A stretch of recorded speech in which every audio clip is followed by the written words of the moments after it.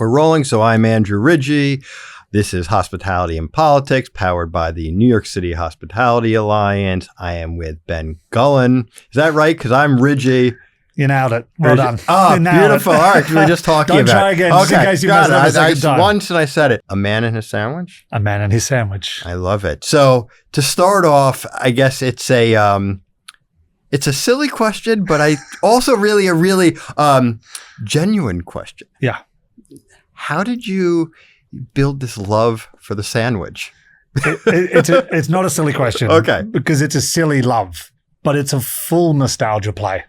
I grew up eating sandwiches. And I've told this story before. My mum, God bless her, cotton socks, was many things. She was not a good cook, but she could make a mean sandwich. And so that was lunch every day. Open up your lunchbox, see what's in there, go on a road trip with your family, sit in the backseat of the car eating a sandwich. So it just brings up those memories. So that's where the core of the love started. Then as you get older and you realize there's broader sandwiches than just Devon and tomato sauce, as we call it in Australia, which would translate as spam and ketchup here. You realize that there's a bigger world. The sandwich is the perfect way to eat a meal. It's the vehicle. If you sit down and you have a steak or a pasta or a salad, you're there trying to get a little bit of everything on your fork to get it together. With this sandwich, it's already there. Delicious bread, everything stacked perfectly, straight in your gob, the perfect bite, the deliciousness.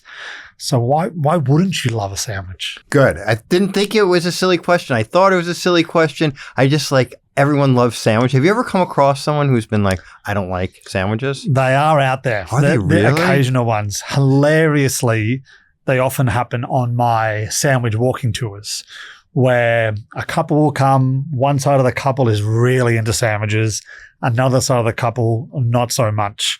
The best one was when a gentleman emailed me years ago saying, hey, mate, I'm really into sandwiches. I'm coming to New York City. I'd love to do your tour. My wife doesn't like them at all. Do you think she'd still enjoy the tour? I know. It's an honest question. And I said to him, honestly, probably not, mate. Yeah. It's very sandwichy, but here's a list of places for you to go and eat. 13 minutes later, he emailed me, screw it, I've booked. I'll see you in a couple of weeks. Nice. And so now I've got this person who doesn't necessarily love a sandwich, but that's great. That's my challenge to turn them into a sandwich lover across 2 hours. It's like, an amusement park, but you don't like rides or something. I feel like a sandwich can really turn you. Like a amusement park, a roller coaster could turn you upside down and turn your stomach out. But like a good sandwich, if you're not a sandwich person, can be life-changing. It absolutely can be life-changing. Like literally there is a sandwich or was a sandwich here in New York that changed my life. Oh. Okay. So my background is I used to be a lawyer in Australia for the Australian government. Did that for about 10 years. Moved to New York in 2016. Sorry to cut you off, but there are so many lawyers that I know that for some reason, I think I know some of them have gotten out of law and get into food in some capacity. Lawyers have an analytical brain. We like challenges, solving things and putting together stuff. And sandwich and food works really well for that. And also most lawyers, we kind of regret going to law school and realize that there's more to life than maybe you sitting in a room. Bite a good sandwich and it just overrides all your analytical thinking. You're just like, this thing is and you just get lost in the moment, do you think? Yeah, maybe that's what it is. Maybe. So sorry. So you're life-changing. Yes. 2016, I arrive in New York. Okay. Shortly thereafter, I eat a sandwich from Harry and Ida's Deli. Will and Julie. Yeah. Mate, yes. Oh, God, I love those two. Oh, my goodness. Two of the most creative people going around. Incredible. RIP to their restaurants. Duck's Eatery used to be this hidden my goodness. Gem. We went there, my wife, and we were dating, and I remember we went and it was so good and the flavors and everything. But Harry and Ida's, right? Yeah. So it was their sandwich shop. It was around for about 9 or 10 years, if I remember. But they took old school Jewish cooking techniques with this new world crazy modern ideas. And they created this pastrami sandwich called the Pops. It was pastrami cut really thick like steak, buttermilk fermented cucumber, fresh dill, The dill I remember because you'd open, yes. It's insane. You don't put dill on pastrami. That's not what happens, but they did. And then the key for me was an anchovy-infused mustard inside like the warm hero hoagie sort of thing. So good. And I ate my first one and thought, I need more of this in my life. Light bulb moment goes off and a sandwich walk-in tour business starts shortly thereafter. I love stories like that. I feel like food is one of those things where people are like, oh, forget it. I went to law school. I'm a lawyer. Like, I eat a sandwich. I'm just going to start sandwich, food tours. Why not? Is there, what's the history of the sandwich? Like, did you know it? Not to put you on the spot, but like, is there a real sandwich history? Do we know the origins? Is there folklore? There's a lot of folklore. Okay. So history itself is unreliable. Yeah. Food history, even more so. Yeah. Trying to figure out the first person who has ever put ingredients A and B together for the very first time in the entire world is basically impossible. But there's a couple of theories or major stories about how it was created. The most famous one is the Earl of Sandwich, a fellow by the name of John Montague, who in 1762 sat down for a cards game, refused to leave the cards table for a whole day, wanted food while he ate there, so ordered one of his fellas to bring him meat inside bread so he could eat with one hand, keep playing cards game with the other, and he wouldn't put the meat juices on the cards he was playing with because the bread would protect his fingers. Montague was the Earl of the region called Sandwich, and so his fellow card players, upon seeing this, said, I'll have what Sandwich is having, and it turned into, I'll have a sandwich. That's a very good story. Great story. Yeah. A lot of holes. Yeah. Okay. Oh, yeah. Hole number one. Okay. Do we really think it took 1,762 years for anyone to put things in bread for the very first time? Good point. Hole number two. Do we really trust the British with food anyway? As an Australian, I like to give them crap. Yeah.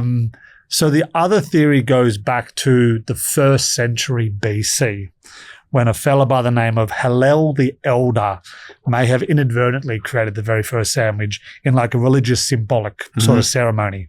The sandwich, I can never pronounce properly, is called the Koresh, the Hillel sandwich, where there used to be a meal where you would eat, I've got to remember correctly, bitter herbs, matzah bread, and Passover lamb, and you'd eat them individually in order as they represented the Jewish story between enslavement to freedom.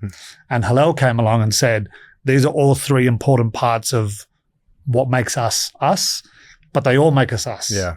And so he put the herbs and the lamb inside that matzah bread and kind of rolled or flattened it over itself and ate it symbolically, potentially creating the very first sandwich. Wow.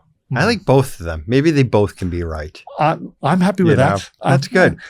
But what qualifies?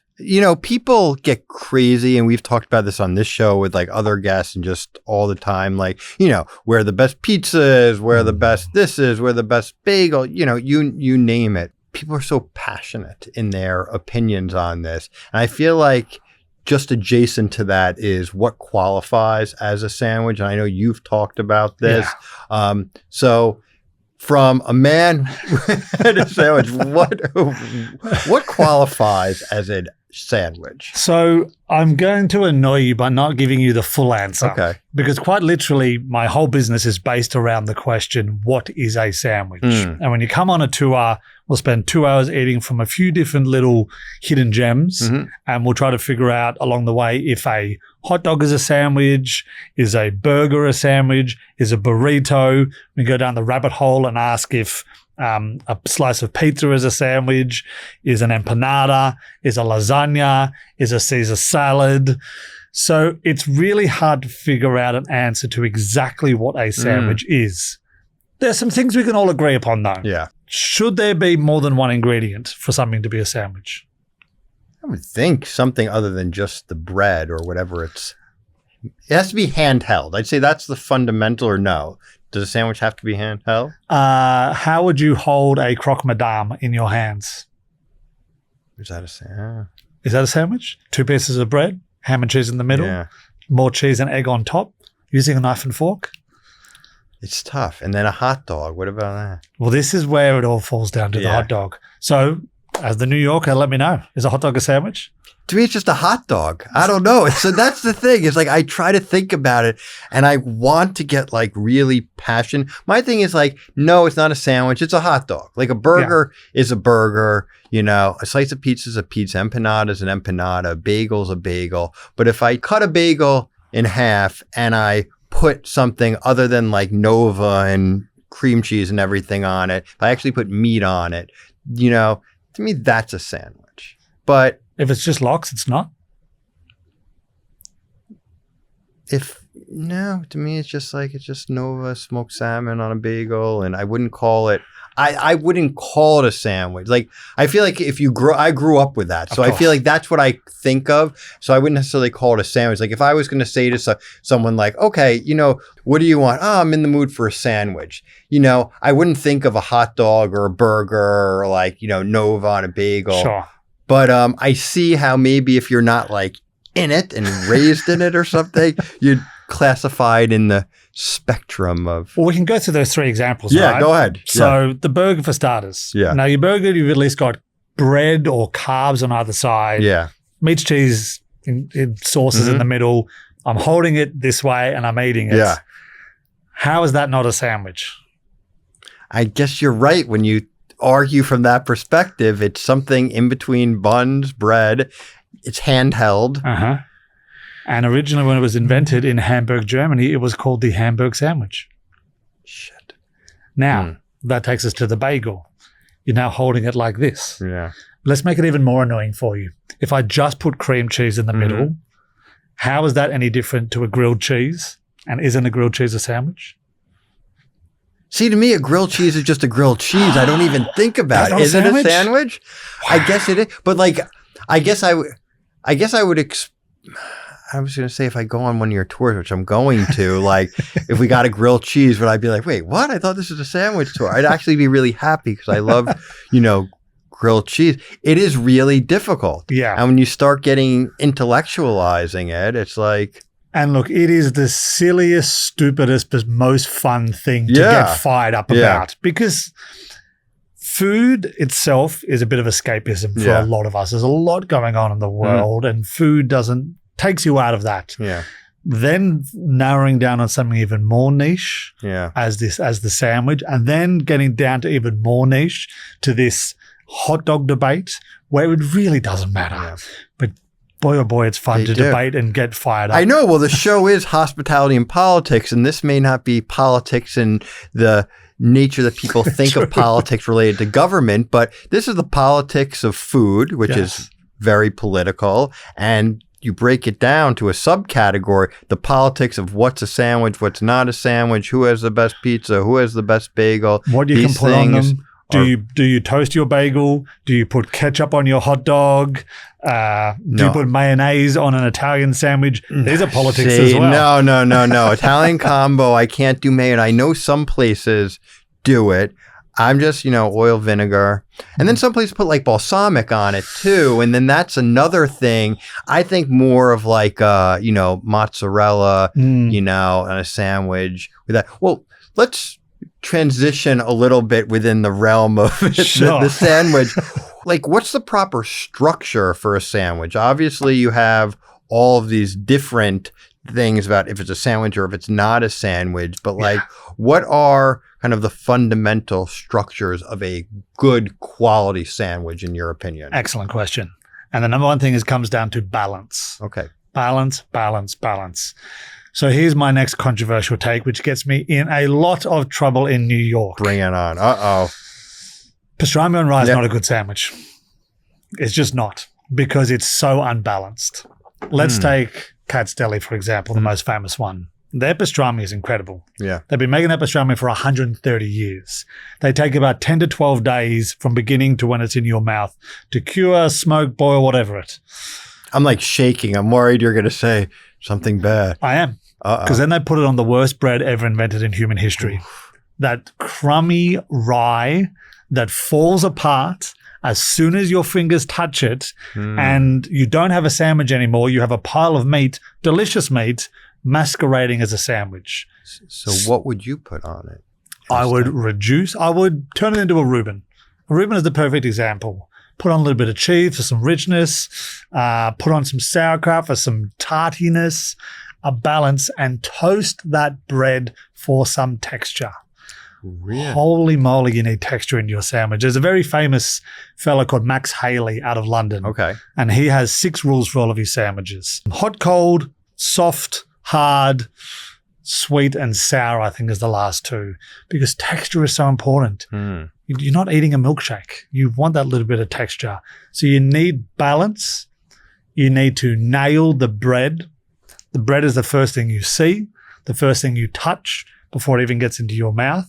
And you know immediately by touching that bread if this is going to be good or bad. Yeah, that's like a Shonda. People must go crazy when you say that. Oh, totally. You know, but it's the pastrami, so you love it. So the bread. I mean, see, this is what's so interesting too about food. And I always talk with people, like, I won't say the name of the restaurant, but I was just having a conversation the other day with a few friends, and somebody said something about a restaurant that people love, and they were like, I don't think it's good. And my jaw dropped because it is really, really good. And it's just taste, preference, and all these things go into like what people love. And I guess part of like even the debate there, like New York slice, like thin versus, like Chicago, deep dish, or even like Chicago versus New York hot dog wise. Totally. People go crazy about all of it.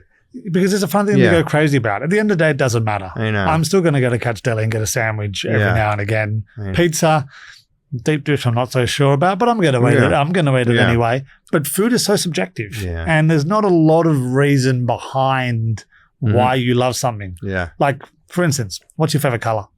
Blue. Why? I don't know. Exactly. You're just drawn towards it.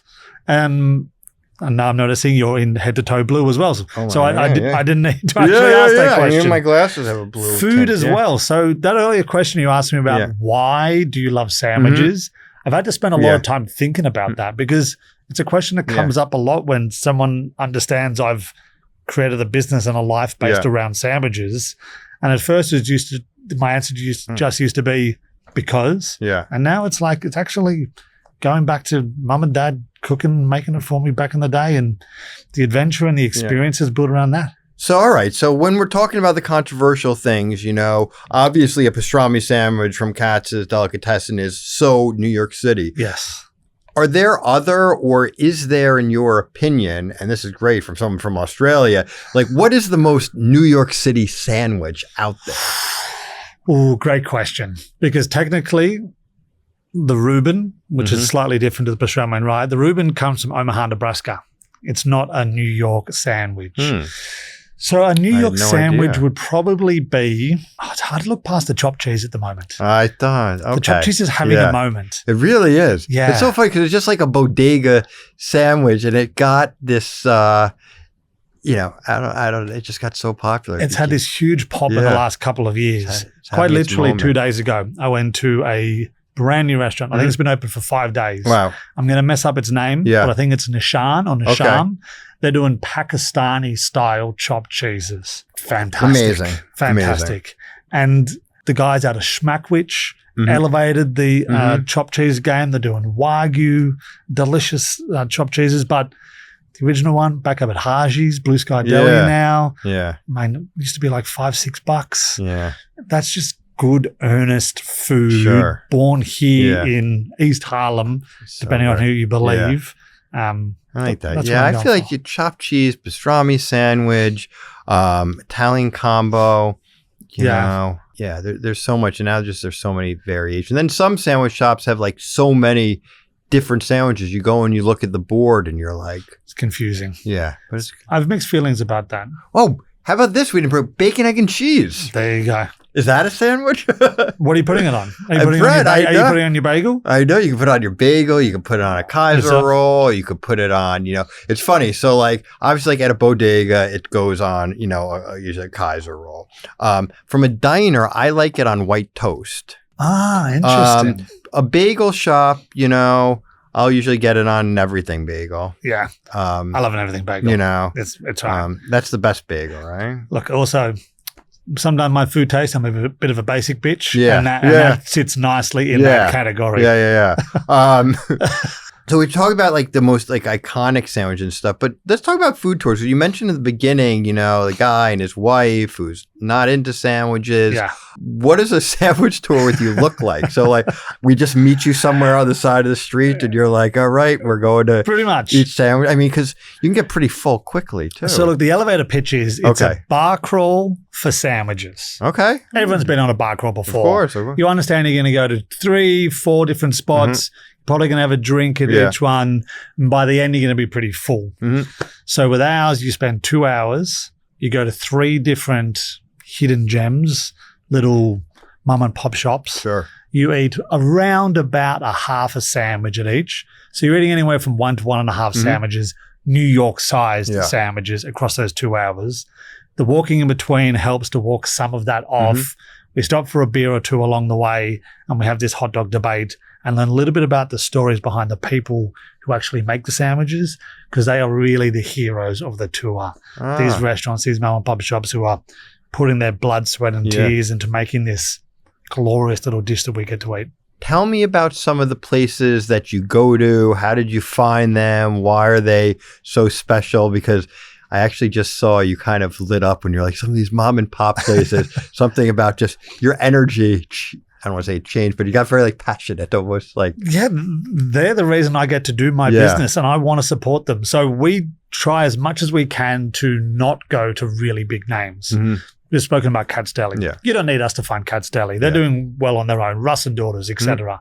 So we're trying to go to these small places. A couple that come to mind in the East Village, where our flagship tour is a small little tamale shop called Factory Tamal. This family who used to sell tamales on the side of the road in Queens. They were there for years and years and years. It's really hard to sell food under an umbrella in winter. They eventually get together enough money to open up their brick and mortar store. And a few years ago, they decided to create paninis. And now they make probably the best panini in New York City. Really? Wow. Ham, mozzarella, caramelized onions, pickled jalapenos, sun-dried tomato dressing, panini pressed. It's just like the crunch. And this family has gone from this, literally the chair, a table, and umbrella, to having 2 different locations here in New York. Literally across the street is Via della Scroffa, owned by the same folk from Via della Pace. Giovanni, the coolest man I've ever met in my entire life, with the amazing Italian accent, the man bun, the beard. He rolls around on a Harley Davidson and decides to bring a little bit of Rome to the East Village during COVID when he wasn't allowed to go back there, and creates this porchetta sandwich called the porca di Dana. Porchetta, smoked mozzarella, sun-dried tomatoes, rosetta bread. So simple, so delicious. And the place is half the size of the studio that we're in right now. Just incredible. That's amazing. So are all your tours in Manhattan, like East Village? Do you have outside of Manhattan any sandwich shops that are your go-to? Yeah, we do. So the tour business started in the East Village. The New York Sandwich Tour is based there. It's our flagship one. And I do an evening one there as well called the Beers, Burgers, and Buns Experience. That's fun. A little bit more on the drinking side. Trying to disprove the myth that New York is dying. We're alive, baby. We're alive. Oh, we're alive. I know. I hate that sentiment. I've been hearing that. I'm newish, 9 years into the game, but even I've heard that. And listen, it's always evolving. It's always changing, notwithstanding real issues and challenges that we have. But like, you know, I don't know. I've always just felt there's so many amazing places to visit around the world. But whenever I come back, it's like there's no place like home. I've just spent 3 weeks in Australia, and Sydney, Australia is a paradise. Yes. It's an incredible place. It's where I grew up. But landing here, you walk out of the airport and the energy hits you in the face. Yeah. And it's an intangible that just doesn't happen many other places in the world. You get into Brooklyn or into Manhattan, and just like the buzz and the people and the creativity and the endless options, like, we ain't done, mate. I know. So it's cool. I mean, one of the things I love, obviously through the Hospitality Alliance, we, represent and serve and advocate for restaurants and these types of small businesses that you're talking about. What have you just learned as a person by going to these small businesses, bringing people, supporting them? Like, has it fundamentally changed or influenced you as a person? Like, have you learned things? So I'm sure you've had amazing interactions with small business owners, like the folks you said that had the place, in Queens, got their first brick and mortar, in Manhattan, and then people coming from all over the place, taking your tours and then eating food. It's such like a human experience, totally, all unfolding on the streets of New York City. So how has that experience like influenced you as Ben? Yeah, deep question. Very deep, very deep. In a multitude of ways. Yeah. I guess the first one is that you learn pretty quickly on that the sandwich or whatever the food is just the excuse or the vehicle to bring people together. That's all it is. It's getting you to the dinner table. Yeah. And it's getting people to that dinner table that I would never have met in my entire life. There's no chance in the world unless I was doing sandwich tours. Yeah. They're coming from every corner of the globe to attend it, or they're coming from every corner of the globe to move to New York City, to open up a small business, which is a really hard task to do, and share their passion of their dish for us. That's a really big ask. That's them putting themselves on the line. And I want to try to support that entrepreneurial spirit. I want them to support their families by it. I now have mates through restaurants of places I go to. The New York food and drink and hospo industry is such a cool, collaborative, supportive network. In theory, food and drink network here are competitors. Yeah. In theory. What I've found is they're mates and they're collaborators and they're actually trying to help each other rather than trying to. It's not necessarily quite the dog-eat-dog world you would expect. No, it's true. I mean, just earlier I had a meeting with a whole bunch of restaurateurs in the same neighborhood, and like another restaurant opened up across the street, and you would think like, oh, there's more competition. But, they were all saying how, people aren't going to eat at the same restaurant every single night. Nah. So you need this vibrancy of different restaurants that bring people to a neighborhood. The more restaurants, it creates kind of a culture in the neighborhood. Yeah. It's really an economic and social and cultural development tool by having these different restaurants and bars come, because they're also social meeting places. Like you said, the food's a way to bring people together. Absolutely. And cross cultures and taste things. I love this. Oh, I don't like that. It's a cool thing, and it's cool you're doing it and how it unfolds. It's awesome, man. And I've created those connections and friendships in the city, but I now have mates all around the world because they've come on my tour. Yeah. I'm going to shout her out, Dolores, my most frequent flyer. I think she's been on about 12 tours with me now. Now, when she comes in the city, me and Dolores are just going to have a hang. Yeah. She knows my wife. She hangs out with my kid. And that's a friend I have. I think she's now in New Mexico that I'm never going to have before. Yeah. I have a godson because of a tour. Wow. Really? Yeah. A great friend of mine, Raf, came on my tour years ago, pulled me to the side of the end and said, mate, I love it. I've always considered doing a Filipino food tour. Yeah. Do you have any advice for me? My advice was do it. Yeah. He did. He crushed it. We became great mates. And his son is now my godson. That's amazing. Right? So like there's a food tour circuit. I don't know if that's technically what it would be called. So give us some insight. Like what what goes on like in the circuit? There's other people that do similar types of tours. Like who are they? What do they do? Do you all like chat and connect? Like is a competition between you? Like we were talking about with the restaurants. What's the because I have no idea, but I'm interested. So I guess there is a circuit, right? Yeah, yeah. Basically, if you can think of a subject matter, there's a tour or an experience for it. There's obviously a lot of food and history heavy. Yeah. Architecture as well, but fashion. A great friend of mine, Ulic, he runs a Turkish coffee fortune reading experience. Wow. You go to his reading place, he makes you coffee the traditional way through hot sand. He reads your grinds. The grinds don't lie. There's bicycle tours. We should ask the grinds, what is the real history of the sandwich? He'll tell you. He is theatrical, hilarious. He will let you know. But there are a lot of tour guides on the ground, tour operators, tour directors here. And the really cool thing is that there's some few bodies or opportunities for us to meet. The way I got started in this world was through Airbnb. In 2016, 17, they launched their tour arm called Airbnb Experiences. And I was lucky enough to be part of their launch.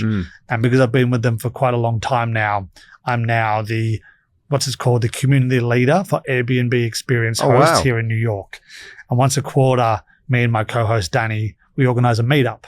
It can be at a pub. It can be at Governor's Island as it was last time. It could be in Central Park. And we meet to share stories, tips and tricks, cry on each other's shoulders and all of that, and really try to facilitate us working together and also boost everyone else's experiences or tours. Yeah. Because I'm a huge believer in rising tides, all boats. That's amazing. Well, I like the way that you kind of have been telling the stories and you kind of have fun with it and you have your opinion, but then you like are interested in, getting some give and take on it. What do you think makes a good food tour, a good tour? I mean, because there's so many tour guides in New York and there's so much to see, but like, are there specific qualities that you're like, all right, this is, when restaurateurs come on the show, I always ask them, like, when you go out to other restaurants, like, what do you look at? What do you look for? So that's kind of, when you go on another food tour, you're talking to other food tours, you're asking about it. What do you look for and what do you think makes a good tour? So I look in the niche section, niche. I think up until a certain extent, the weirder the better. If someone has taken the time and the effort and the decision to create a tour based out of their tiny little passion, that thing's going to be rad. Yeah. They're going to have so much information about that. They're going to be so passionate about it. And if you get the creator of the tour as the leader, their passion is going to come out of their skin and their body, and you're going to feel it. I always tell hosts to create the tour that you would want to do yourself. If you're excited to run a tour, that excitement is going to permeate through the whole thing, and your guests are going to be excited about it as well. So I want them a little bit left of center. I also want them to be a little bit interactive. We've all got pretty short attention spans these days, doom scrolling on whatever social media platform. So my brain is not going to be able to sit there for half an hour and just listen to someone talk about why this incredibly important building is incredibly important. I want some backwards and forwards. I want to be kind of in it. And that's why my tours are based around this debate about hot dogs, because you are now creating a unique tour or a unique experience every time I'm out there. And I also lean towards the food and drink. Well, actually, that's which made me think. So like social doom scrolling, right? And being on social media, like one thing, people are just addicted and constantly you're just taking out your phone and you're just scrolling because you're just addicted to it. But then also like people constantly, and I'm very guilty of it, taking photos of food. And when you're on your phone, it can be difficult to be in the moment. So what do you see? Like when people go on your tours, what's their deal with their phones? Like, are they present? There's obviously a time when they probably want to take photos and do stuff. What's like the common, what's happening in phone world on food tours? It's a great question because people have very different policies or ideas. Okay, so there's like tour guides will have policies. Because I know I've been at like a restaurant sometimes, and like you're sitting there and all of a sudden next to you someone like takes out a spotlight and a special camera and it's like, okay. It's a bit annoying. Yeah. You as a host, you want both, right? Yeah. In an ideal world, I would have no one touch their phone the entire time, but somehow photographs would appear at the end of it of how amazing their food is and how much they're enjoying it. That obviously can't happen. I take photographs of my food. Yeah. I want them to take photographs of their food because I want them to promote the restaurants in which we're eating so they get more business. I want them to have a lasting memory for when they go home and tell their friends and family about it. And I want them to help promote my tours at the same time. But I think if I'm doing a great job as a host, they're not going to be tempted to get their phones for the majority of the time. I'll say, this is time. Instagram is the camera reads first, get your photographs, do that. But if I'm doing a great job as a host, they're not scrolling or they're not engaged. Taking this. Totally. And we kind of get a happy medium between both of them. Maybe you could do like an add-on offering where you bring a photographer along with you and you just say there's no phones, but don't worry, you got a great photographer here and they're going to be snapping photos, getting video, and then we'll send it to you all. My friend Larry does just that thing. Really? Yeah, he runs African American history tours in Fidei and in Harlem. He's incredible. His knowledge is insane. And he has a photographer come along on not every tour, but almost every tour to get the happy snaps. It's genius. Yeah. See, I'm too late. I come up with these good ideas sometimes, and then it's like, someone. Well, then what's your tour? What are you going to do one off? Oh my goodness!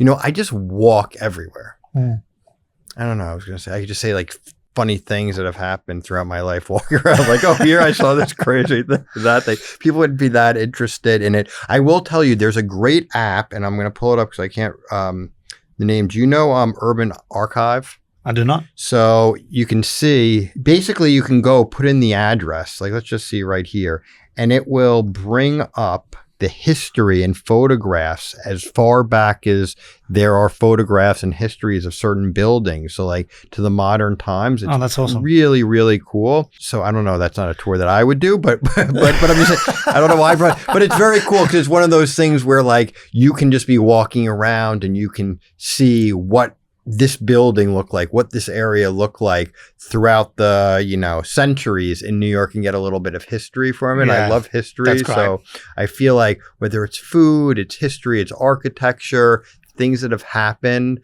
like that are really unique that may not be elevated to the level of being like a landmark or a historic moment, but that has meaning would be pretty cool. That you know what I mean? Cool. Like this is the area where, the skater landed, I don't know, like did the first kickflip off of something and like that was recreated in a film. And then, like cool, interesting things that people care about and connect with, but aren't things that are necessarily like in the popular history books. Yeah, it's awesome. We call it the Unknown History of NYC tour. I love it. And people would be drawn to that. So many, cool little things like that. You listen to the Bowery Boys? Yeah.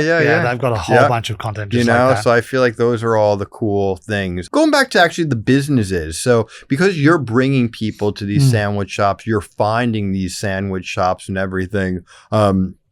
Not that unless you are a consultant for small businesses, like what kind of advice do you give to a local restaurant, like from service, hospitality, and just quality? Like if you were someone was going to bring you in to like consult with them, be like, oh, this guy knows about sandwiches, he knows about people. Yeah. What are some tips that you would give to restaurants about service, hospitality, and creating a great sandwich? I do some consulting with businesses. So that's great. Not so much on the service side because that's not quite my forte. More around the menu and the popularity and the trend and what you should be looking for. I think the big one now is simplicity is better, especially simplicity of menu. Don't get me wrong, I love a bodega. Going in and there's 89 different places. Sure. Shout out to Sunny and Annie's in the East Village for that. But the business model that's really working in New York right now is simplicity. 7th Street Burger does 2 burgers. Yeah. That's it. That's all they've ever done. And in 4 years, they've gone from 1 to about 28 locations. Apollo Bagels does 3 bagel sandwiches and 3 bagels. They've gone from 0 to 4 or 5 locations. Yeah. And there's so many more examples of that. People don't want to be overwhelmed anymore. Go in, get a short menu, crush that short menu, and then do some collaborations. Because if you've got your standard bearers on your menu that people love, they'll keep coming in there. But if you add on like a monthly collaboration with another restaurant in the city, people are going to be excited about that. Both restaurants are going to be able to advertise each other's. And there's a real big collaboration and pop-up culture right now. Sure. There's an app called 8it. 8it is crushing it. 8it, okay. Yeah. The number 8 and IT. So I 8 it. Yeah, it's brilliant. Okay. It's run by Stephen Mack. It's literally founded out of pop-ups in New York City, listing them and finding them, and has now evolved into not only that, and not only finding awesome food, but actually helping people on the app to collaborate and create awesome events and awesome food. So it's always something fresh on the app that you can go and eat. Yeah, and I feel like people love not everybody, which is crazy to me, but most people all love sandwiches. So like even just a sandwich appearing for like a limited time, I feel like generates a buzz, and you go in and it can turn into something that you never imagined. Exactly. Do you make sandwiches at home, or do you know, I was trying to think of like, you just eat out. Look, I do make some sandwiches at home. I'm never going to claim to be the best chef in the world because I'm not. But during COVID, when we weren't allowed to do walking tours, obviously, I sort of twisted things around and I turned my sandwich walking tour into a virtual sandwich cooking class. Oh, cool. Where for an hour on Zoom, you'd come and hang out. We'd make a delicious Italian sandwich and have a little bit of banter and have the hot dog debate. So I made that same Italian sandwich 1,242 times during COVID, up to 14 times per day. I can do that sandwich in my sleep right now. It's delicious. It's pretty simple. That all being said, I do like deferring to the professionals. Yeah. Like they're a professional of that for a reason. Yeah. I'm not doing my own dentistry. I'm going to a dentist. Yeah. What's like the most fun, some of the most fun like or funny things that have happened on your tours? Like, is there anything that, because I imagine, like you said, going back, even like the people that you've met and everything. Yeah. But also you're on this like street in the city. So I feel like, you know, it's open to the elements, you know? Yeah. The characters of New York are awesome. Some hosts find it nerve-wracking that non-guests would enter your tour. Yeah. I love it. Yeah. I think it's incredible. I'll sort of, if I see someone noticing, I'll invite them in. Recently, someone just joined the tour halfway through. Sucks for them. They get half the sandwiches. Well, exactly right. Yeah. Dave Chappelle came on my tour for 3 seconds. Well, that's my claim to fame. He came out of Bodega, listened in, gave like a, and moved on. But the fun happens with the guests. Yeah. Where you become mates. A couple of months ago, 8 weeks ago maybe, I had a private tour for a bachelor party. I didn't know it was a bachelor party until the moment they all arrived. 12 blokes from Canada who had a big night the night before. Yeah. And when they arrived, they said, Ben, before we do anything, can we please get a drink? It's a private tour. Fine by me. Let's go and have a beer. I think the tour finished at about 10:30 p.m. that night because I became part of the bachelor party. I realized now I call it a Bucks party, that's the Australian one. And I just got to hang out with these really cool individuals. So it's the connections after the tour, which is really cool, as well as the really fun debate that we have in that succinct 2 hours. So when you're not eating sandwiches, what do you like to eat? Growing up in Australia, we consider ourselves close to Asia. Okay. Even though it's still about 8 hours away, but for an Australian, that's kind of close.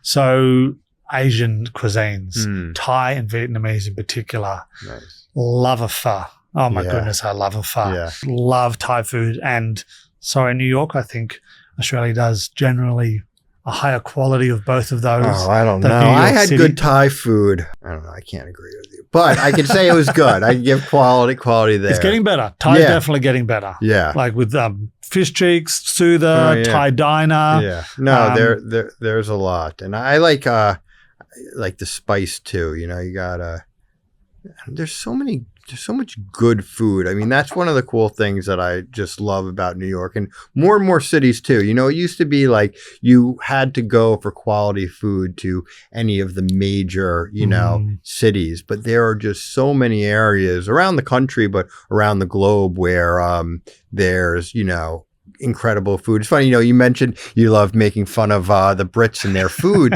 And the last time I was just in London in the beginning of the summer, and the last time I was there was a bunch of years back.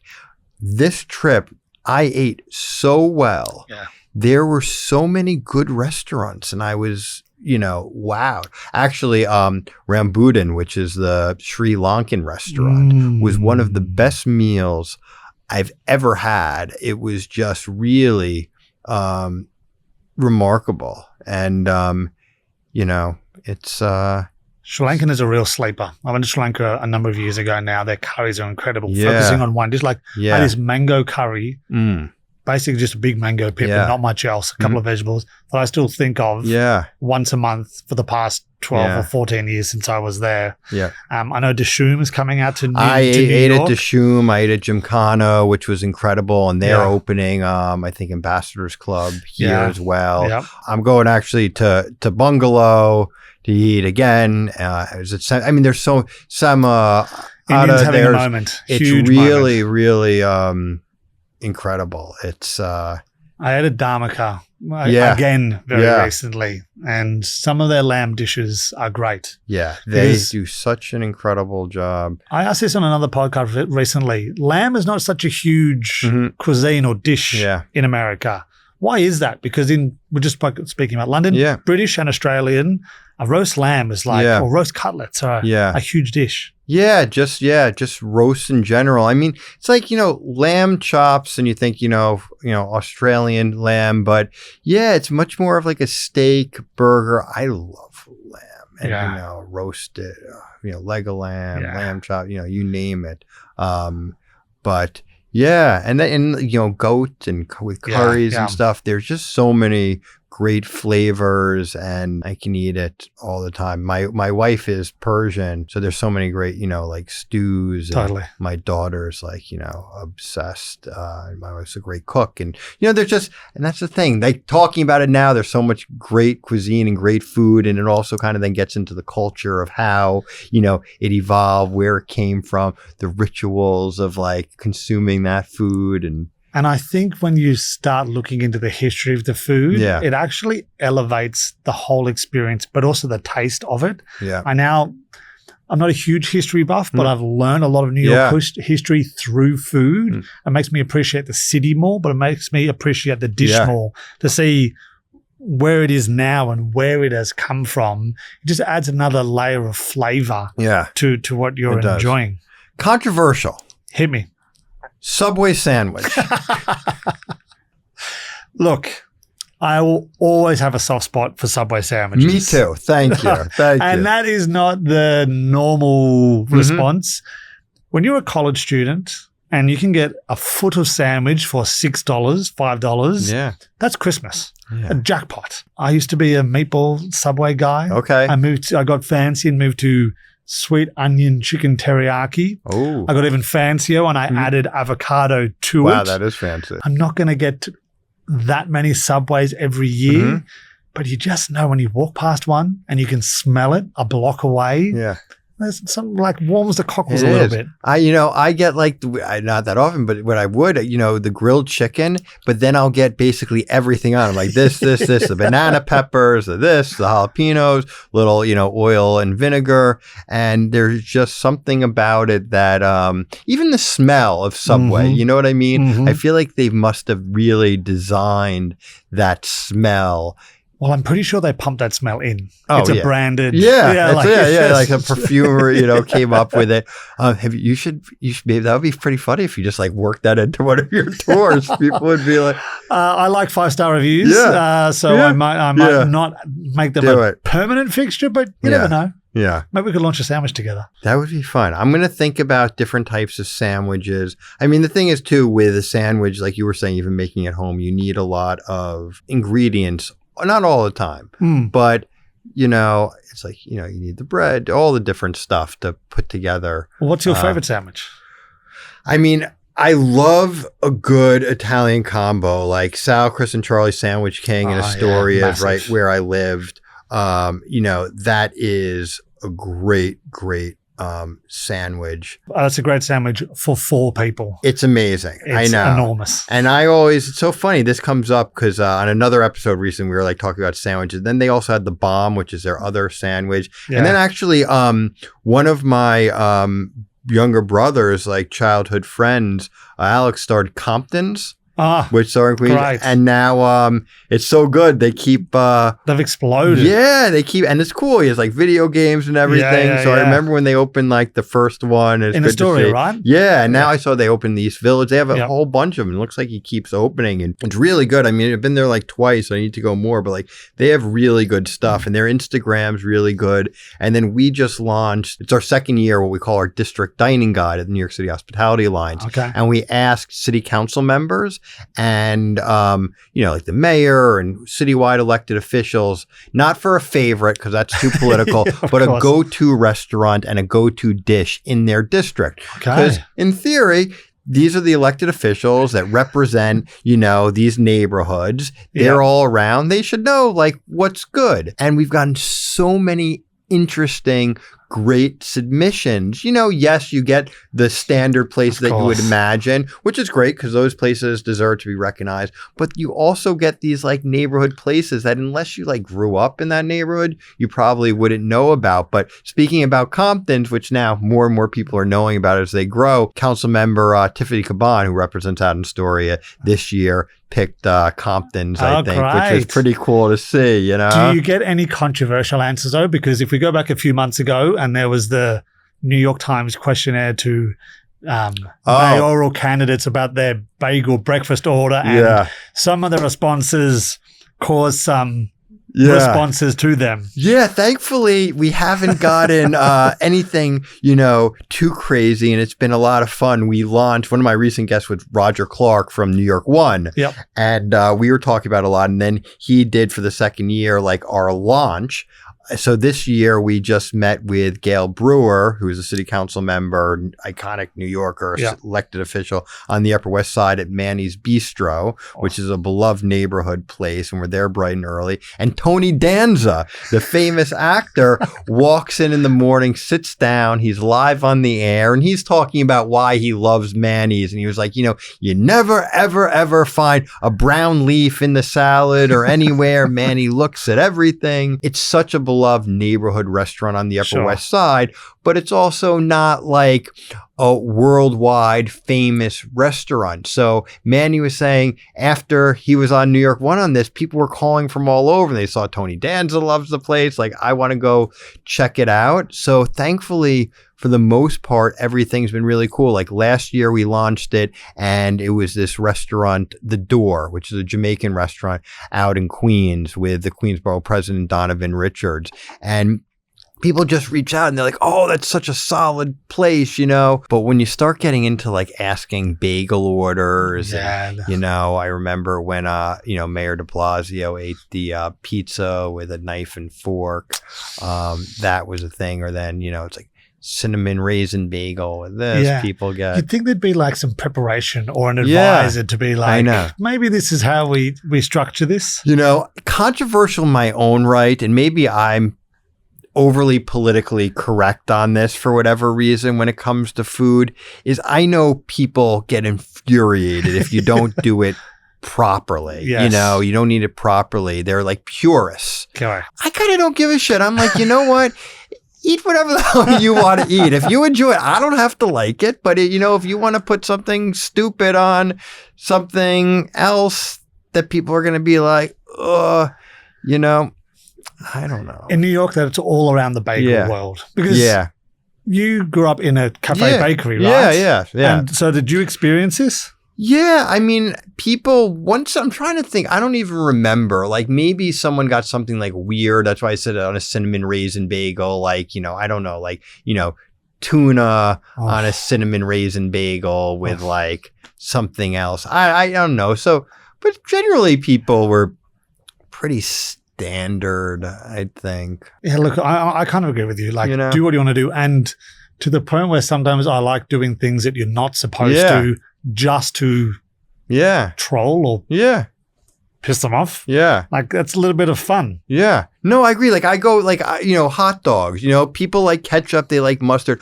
I don't know what it is. I don't like ketchup or mustard on my hot dog, and I certainly don't like them both. No, I like onions, like the red onions, and I like sauerkraut. That's good. So, when I go and I'll get hot dogs, like that's what I'll get. I'll get one with sauerkraut and I'll get one with red onions. I think I actually posted one on social media and like people yelled at me. They're like, what? Like, or like, that's weird. And I'm like, no, you're freaking weird. Like, I mean, people have opinions on social media, right? I don't know. It's a lot easier to have an opinion on social media than it is face to face. Yeah. Have you ever put cream cheese on your hot dog though? No. Cream cheese on a hot dog? That's the Seattle way, the Seattle dog.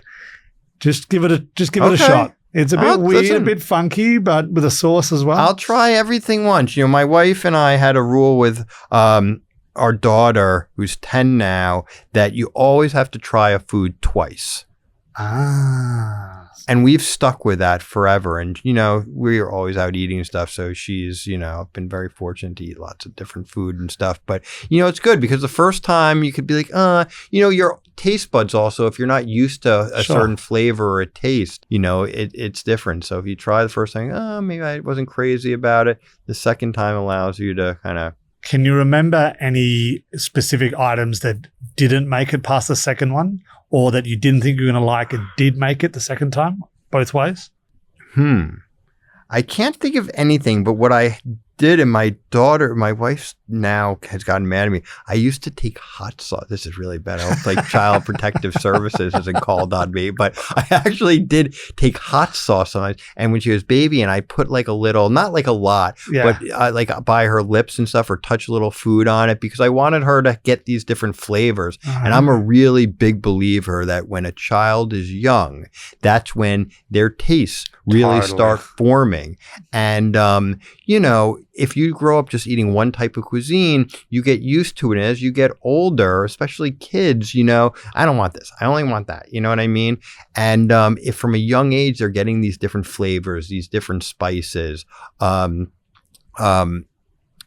really just opens their world up to a whole world of flavors and different types of experiences. Like my daughter loves Persian food. I've never seen her eat anything. She just like inhales it, and I'm like, slow down. But she also loves like Indian food. Okay. So you think of like, girl, she's growing up on the Upper West Side, like maybe Indian food wouldn't be, but like the flavors and everything, she loves it. The spice, she's pretty good with it, which is nice because different types of cuisines, you can go out and you can experience different things. That was the one thing I would give her stuff, and like I'd put a little hot sauce on something, she'd be like, I agree with that so much. So my son somehow has got really bougie tastes. Oh, all right. So on the weekend, he's a New York kid. That's he was eating oysters. There you go. He's 3.5. Yeah. He loves salmon roe, lox, salmon, but he won't eat spaghetti bolognese or a cheese pizza anymore. Yeah. It drives me mental. I know. I don't know how I've done this. That's what happens. But like, he's got this broad range, and my wife's big dream is just to go out and take our son to nice restaurants, and he sits there and we have a conversation and we eat a great meal. So important. 3? 4 in December. So I always tell people, like, I don't give my daughter's 10, I would give no child, advice. Yeah. I just give one story, and I've told this story to so many people. So when we were, when my daughter, I don't know, it was like the first time we went out, well, one of the first, like after 2 weeks or something, my wife and I, we went and we sat at a sidewalk cafe, and we were Italian restaurant. And as soon as the food came and, put down at the table, she woke up, our daughter. Screaming like crazy. When you're a new parent, it's like a million times louder than it really is. And oh my goodness. So we're like, all right, we're going to pack this up. We freaked out. We couldn't get her back, got everything packed up, left. And we were kind of like scarred as new parents. Like, oh my goodness, are we ever going to be able to go out and eat again? Which is something we always did. So about a week later, we're pushing around. She falls asleep, and we're like, we just want to feel like humans again, have some sort of relationship. And there's another, it happened to just be an Italian restaurant with a sidewalk cafe. Like, let's just go try it again. So we sit down, we're about to order, she wakes up, and she was loud, screaming. We're like, oh no. And we tell our waitress, we're going to just order something and, get out of here. And the waitress looks at us and she says, no. I'm like, excuse me? We're like, we just want to order to go. She goes, no, you are going to sit down and you are going to order. She goes, I have like 4 kids, and the worst thing I ever did was let them control my whole life and not go out. She said, so you're going to sit down, you're going to order dinner, or it was like late lunch. It was going to be a pain. Dad, you're going to get up and you're going to walk the baby around the block. You're going to come. Mommy's going to sit, enjoy her wine, eat a little. You'll come back, you'll switch, and you'll get through it. And if you don't get through it, we'll pack your stuff up and you'll leave. We're like, no, we don't want to bother other people. She said, just don't worry about other people. You're going to sit here and we're going to get through it. Anyways, long story short, we ended up, and I still get the chills thinking about this, we ended up getting through a meal. It was absolutely miserable. We barely got to talk. We kept having one person get up and leave, and she wouldn't fall back to sleep. But we got through it, and we had dinner, our drink, got to be together a little bit. And what happened was it gave us this confidence that was like, you know what, let's just go out and eat. And from that time on, we would constantly bring our daughter out to restaurants. She'd fall asleep in banquettes. We'd travel with her. She'd eat all stuff like you were saying with your son. And it opened up a whole remarkable experience. And that's not my advice. It's just a story that I've told other parents, and they are like, wow. And we've gotten so much amazing feedback from people. So I should clarify, Max, our son, comes to restaurants all the time. Yeah. When I say my wife's dream is, I think she, in her head, she envisions us sitting at Le Bernardin in a tie and a little boy in wine and talking economics and politics. One day. One day, that's the dream. We take him out everywhere, and it's a really, really bad comparison to make. But I liken New York kids who go to restaurants as dogs who go to restaurants. As a puppy, you need to take your dog to a beer garden, to a pub, and then they get socialized around other humans, and then the more chilled, calm dogs who come in have been in and around restaurants and bars and cafes the whole time. And it kind of works the same way exactly as you said with kids, not trying to compare a kid to a dog. It's awesome. And I will tell you, it gets like cooler and cooler as your son gets like a little bit older. Keep doing it. I love to, maybe we'll all go out to a meal together. But before I do that, is there an age range? So tell us. So for your food tours, how do you find out about your food tours? So check us out on amanandhissandwich.com. Okay. Or at amanandhissandwich on Instagram. It's the best way. You can book us through the website, through all the other booking platforms. We run tours 5 days a week. Come hungry and come with your sandwich opinions. Nice. I am going to do that, and it's going to be fun. Ben, thank you for coming on Hospitality and Politics, powered by the New York City Hospitality Alliance. I am hungry now. Thanks, mate. My pleasure.